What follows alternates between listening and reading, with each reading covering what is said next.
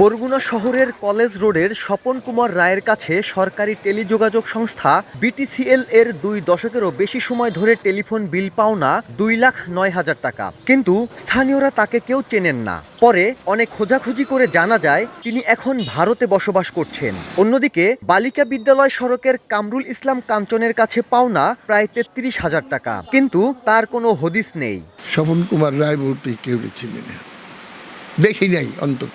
কামরুল ইসলাম কাঞ্চন নামে আমরা কাউকে চিনি না, আমরা তো ব্যবসা করি এলাকায়। শুধু ব্যক্তির নাম, বাবার নাম নাই, কোন রোড, স্থায়ী ঠিকানা কোথায়, বিস্তারিত না থাকায় বকেয়া আদায় সম্ভব হইতেছে না। জেলায় 9 শতাধিক গ্রাহকের কাছে বছরের পর বছর ধরে এভাবেই বিটিসিএল এর টেলিফোন বিল বকেয়া। গ্রাহকদের পূর্ণাঙ্গ তথ্য সংরক্ষণ না করায় অনেকের পরিচয় শনাক্ত করতে পারছে না সরকারি এ প্রতিষ্ঠানটি। এতে পাওনা টাকা আদায় প্রক্রিয়াও থমকে আছে। তবে নোটিশ পেলে বিল পরিশোধের আশ্বাসও দিচ্ছেন অনেকে। জেলা পাবলিক প্রসিকিউটর জানান, রাষ্ট্রের টাকা অনাদায়ী রাখার সুযোগ নেই।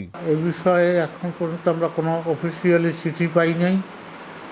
চিঠি পেলে পরে আমরা ঊর্ধ্বতন কর্তৃপক্ষের সাথে যোগাযোগ করে পরিশোধের ব্যবস্থা করব। ওই সময় যারা এই লাইনগুলো দিয়েছেন এই সকলকে মিলে যদি এগুলো আইনগতভাবে তাদের জবাবদিহিতে আনা হয়, তাহলে আমার বিশ্বাস যে টাকাগুলো চলে আসবে। কারণ এই টাকাগুলো রাষ্ট্রের টাকা এবং এই টাকাগুলো কোনো রকম মিসইউজ কোনো সুযোগ নেই। জেলায় গ্রাহকদের কাছে বকেয়া মোট বিলের পরিমাণ জানাতে পারছে না খোদ কর্তৃপক্ষ।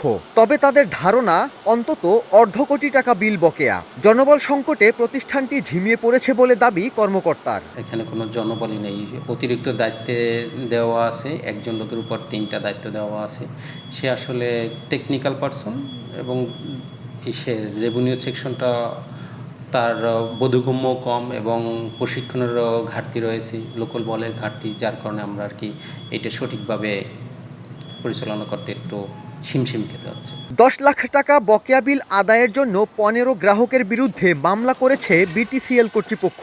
এছাড়া আরও 7,59,000 টাকা আদায়ের জন্য 20 গ্রাহকের বিরুদ্ধে মামলা দায়েরের প্রস্তুতি নিয়েছে প্রতিষ্ঠানটি। সাইফুল মিরাজ, সময় সংবাদ, বরগুনা।